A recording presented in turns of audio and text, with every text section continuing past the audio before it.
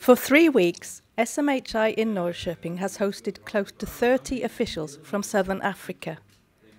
They are taking part in an education programme on climate change and on how societies can adapt to an altered climate and prevent crises.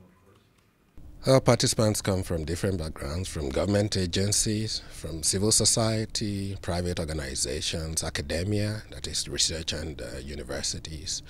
And these are participants who hold key positions in the organizations and with responsibilities, of course, for climate change and climate adaptation and mitigation issues. The program spans about 9 months with parts both in Sweden and in the region in Africa.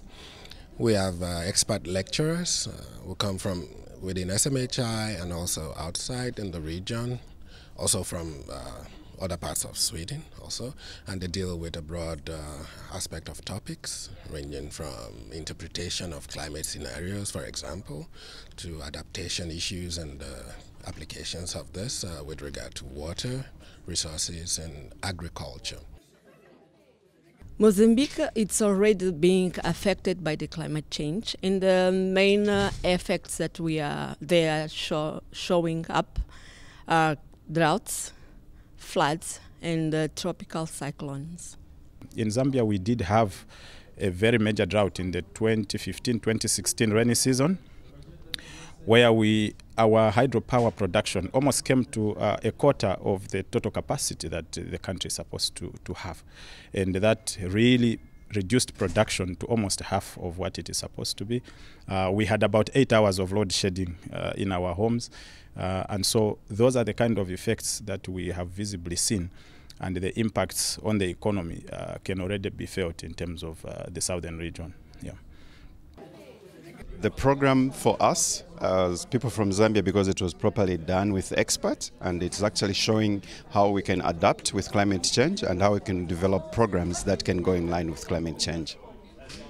The main lessons learned from me is that climate change affects different sectors in different ways, and we have to communicate effectively on how people can adapt and cope to the climate change.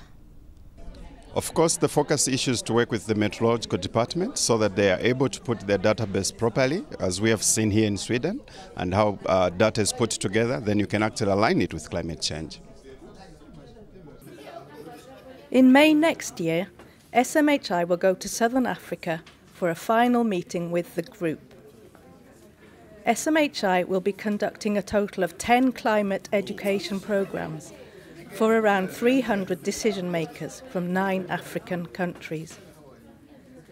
SMHI provides these programs on behalf of the Swedish International Development Cooperation Agency, SIDA.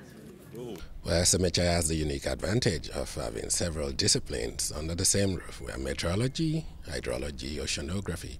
Of course, the Rossby Center, which is one of the world's foremost centers for climate research, under the same roof. And we also have the Swedish Center for Climate Change Adaptation, which we call the Knowledge Center, here with us. And together, all these different arms work to provide information, relevant critical information regarding climate change issues to the society. It's a very good example of how this works.